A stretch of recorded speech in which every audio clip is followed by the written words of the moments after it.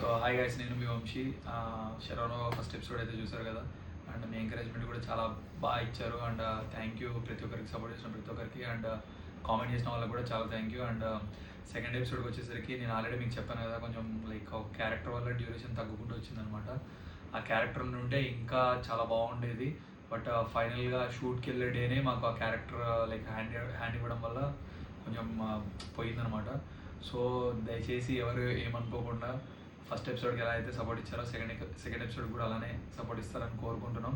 And please ఎవరు దీన్ని తప్పుగా అనుకోకండి. అండ్ డ్యూరేషన్ తగ్గుకుంటూ వస్తుంది. అండ్ కాకపోతే సెకండ్ ఎపిసోడ్, థర్డ్ ఎపిసోడ్ ఒకటే డ్యూరేషన్ తక్కువ ఉంటుంది అనమాట. 4th, 5th మళ్ళీ నార్మల్గా ఉంటుంది.